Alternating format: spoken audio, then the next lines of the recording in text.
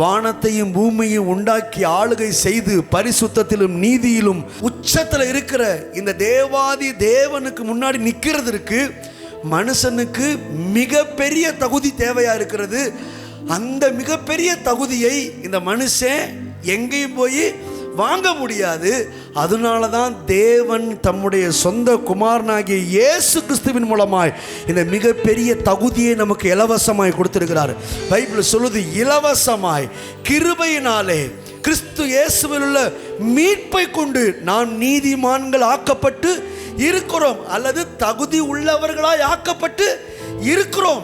ஏன் தகுதி இல்லை மனுஷனுக்கு அப்படின்னா பாவம். முதல் மனிதனாகிய ஆதாமை தேவன் உண்டாக்கும் போது சகல தகுதிகளாலும் அவனை நிரப்பி அவர் சமூகத்தில் ராஜரீகமாய் அல்லது தைரியமாய் நிற்கக்கூடிய தகுதியை கர்த்தர் ஆதாமு கொடுத்திருந்தார். ஆனால் என்றைக்கு ஆதாம் பாவம் செய்தாரோ அந்த சனப்பொழுதிலேயே அந்த தகுதியை இழந்து போய்விட்டார். நேற்றைய போல இன்றைக்கு கர்த்தர் வர்றாரு, நேற்று வந்து நின்ற மாதிரி இன்னைக்கு நிற்க முடியலை. ஏன்னு கேட்டா பாவம் அந்த தகுதியை இழக்க செய்து விட்டது. தேவ சமூகத்தில் நிற்கக்கூடிய அந்த நீதியை இழந்து போகும்படி பாவம் ஆதாமை கெடுத்து விட்டது. இப்போ மறுபடியும் அந்த தகுதியை கொடுக்க வேண்டுமானால் பாவம் தண்டிக்கப்பட்டு ஆக வேண்டும், பாவம் செய்த ஆத்துமா சாக வேண்டும் என்கிறது தான் தேவனுடைய கட்டளையா இருக்கிறது. ஆனால் தேவன் மனிதன் மேல வச்ச அன்பு என்ன அன்புன்னு தெரியல. மனிதன் சாக வேண்டிய இடத்துல தம்முடைய சொந்த குமாரனாகி இயேசுவை சாகும்படி ஒப்பு கொடுத்தார். பைபிள் சொல்லுது, பாவம் இல்லாத அவரை தேவன் நமக்காக பாவமாக்கினார். இன்னொரு இடத்துல சொல்லப்பட்டிருக்கிறது, பிதாவோ அவரை நொறுக்க சித்தமாகி பாடுகளுக்கு உட்படுத்தினார், கடைசி சொட்டு ரத்தத்தையும் சிந்தும்படி ஆண்டவராகிய இயேசு கிறிஸ்துவை பிதாவாகிய தேவன் விட்டு கொடுத்தார் என்றேன். நான் சொல்றேன், இவ்வளவு தூரம் தம்முடைய சொந்த குமாரனை சாகுவதற்கும் அவமானப்படுத்தப்படுவதற்கும் நீச கோலமாய் நிர்வாண கோலமாய் தொங்க வைத்து ஒட்டு துணி இல்லாமல் வஸ்திரங்கள் எல்லாம் கலட்டி விடும்படி தம்முடைய சொந்த குமாரனை ஒப்பு கொடுத்ததின் நோக்கம் என்னன்னு கேட்டா, உங்களுக்கு எனக்கு நீதியின் வஸ்திரத்தை கொடுத்து தேவ சமூகத்தில் தைரியமாய் நிற்க வைக்க வேண்டும் என்கிற அந்த ஒரே ஒரு காரியத்துக்காக சொந்த குமார் என்றும் பாராமல் அவரையே ஒப்பு கொடுத்தார். இன்னைக்கு அந்த இயேசு கிறிஸ்துவை யாரெல்லாம் ஏற்றுக்கொள்கிறார்களோ அவர்கள் எல்லாருக்கும் தேவன் இந்த மிகப்பெரிய தகுதியை இலவசமாய் கொடுத்திருக்கிறார். இயேசுவை ஏற்றுக்கொண்ட எல்லாரும் தேவ சமூகத்துக்கு தைரியமாய் வரலாம், சந்தோஷமாய் வரலாம். பைபிள் சொல்லுது, மகிழ்ச்சியோட கர்த்தருக்கு ஆராதனை செய்து ஆனந்த சத்தத்தோட அவர் சந்நிதி முன் வாருங்கள். ஒரு காலத்தில் இப்படிலாம் வர முடியல. பழைய ஏற்பாட்டு காலங்களில் தேவ சமூகத்துக்கு வரணும்னா ஆனந்த சத்தமோ மகிழ்ச்சியோ ஒரு ஆரவாரமோ இருக்க முடியாது. ஒரு பெரிய பயத்தோட நடுக்கத்தோட, அதே தாவீதான் சொல்றாரு, பயத்தோடு அவர் சந்நிதி முன் வாருங்கள். கவனிங்க, சந்நிதி முன் வரலாமா? எப்படி வரணுமா? பயத்தோட நடுக்கத்தோட வரணுமா?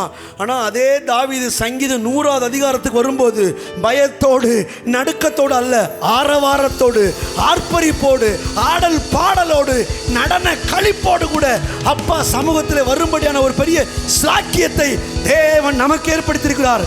எல்லாரும் ஒரு விஷயம் எலும்பி நின்று கரங்களை தட்டி இந்த தயவுக்காக, இந்த சாக்கியத்திற்காக, அவருடைய சமூகத்தில் வருவதற்கான இந்த பாக்கியத்திற்காக நல்லா தலைக்கு மேல கையை தட்டி ஹல்லேலூயா, ஹல்லேலூயா, ஹல்லேலூயா. இப்போ நம்ம உள்ள வரும்போது பயந்தெல்லாம் வரல. ஒருவேளை பயந்தெல்லாம் வந்திருப்பீங்கன்னா எத்தனை மணிக்கு வந்திருக்கணும்? 8:45 வந்திருக்கணும். ஆனால் 10 மணிக்கு வந்துட்டோம். இப்படி வர்றோம்னா நான் சொல்றேன், அது கூட தேவனுடைய சுத்த கிருபைன்றே.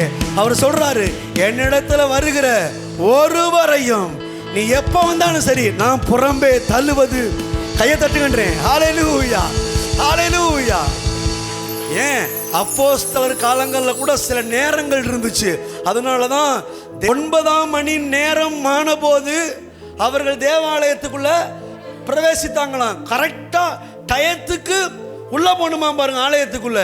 ஆனா இன்னைக்கு கடவுள் அந்த கண்டிஷன்ஸ் எல்லாம் வைக்கல. ஏன் தெரியுமா? அந்த அளவுக்கு கர்த்தர் நம்மை நேசிக்கிறார்.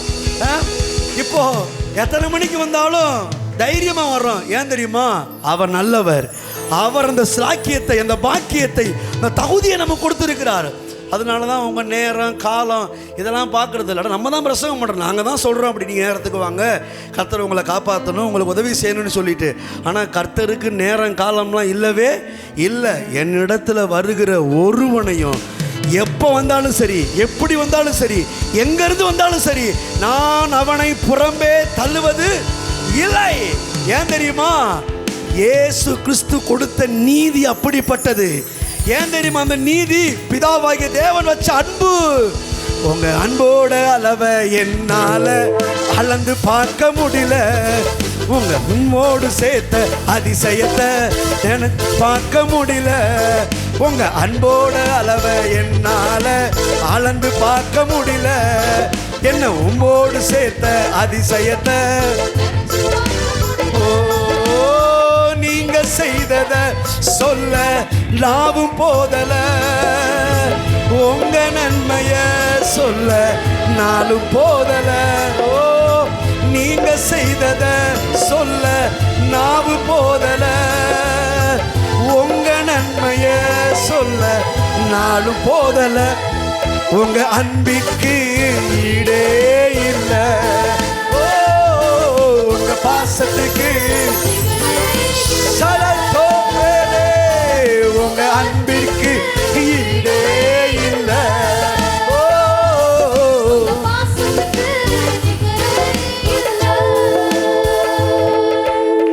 இந்த நாட்கள்ல இந்த அன்பை நினைச்ச ஆடுங்கன்னா நம்ம அசைய கூட மாட்டோம். ஆனா ஆசரிப்பு கூடாரத்துக்குள்ள நுழையும் போது ஆட்டோமேட்டிக்கா ஆட்டம் வந்துடும்.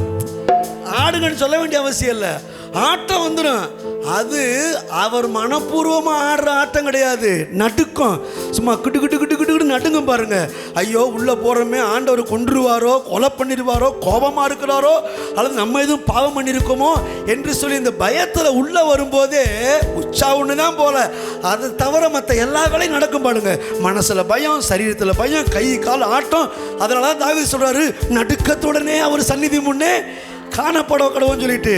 ஆனால் புதிய ஏற்பாட்டில் அதை குறித்து தாவீது தீர்க்கதரிசனம் சொல்லும் போது பயத்தோடு நடுக்கத்தோடு அல்ல, ஓசையுள்ள கைத்தாளத்தோடு, பேரோசையுள்ள கைத்தாளத்தோடு, வீணையோடு, சுரமண்டலத்தோடு, யாழோடு, தீங்குழலோடு, நடனத்தோடு, சத்தமாய், கம்பீர சத்தமாய். உங்க அன்பிற்கு ஈடே இல்லை. உங்க பாசத்திற்கு டாடி டாடி. உங்க அன்பிற்கு ஈடே இல்லை. உங்க பாசத்திற்கு ஈடே இல்லை. ஆச்சரியமானவரே, அதிசயமானவரே.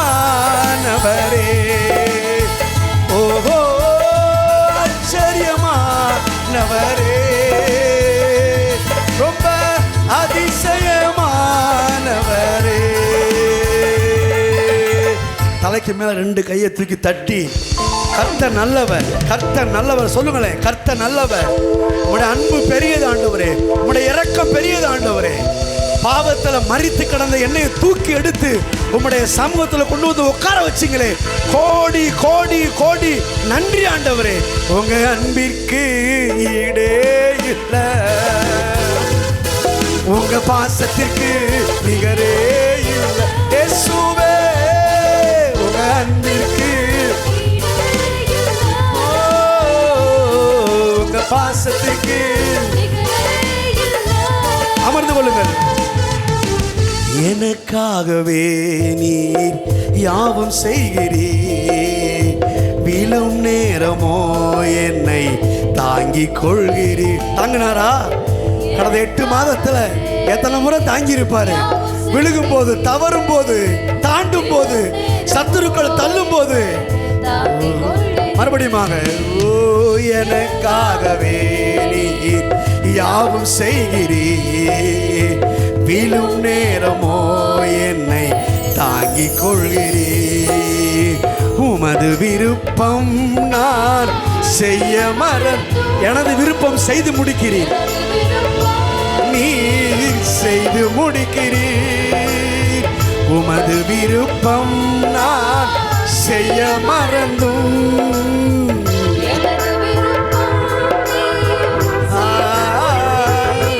உங்க அன்பிற்கு ஈடே இல்லை டாடி, உங்க பாசத்துக்கு நிகரே இல்லை.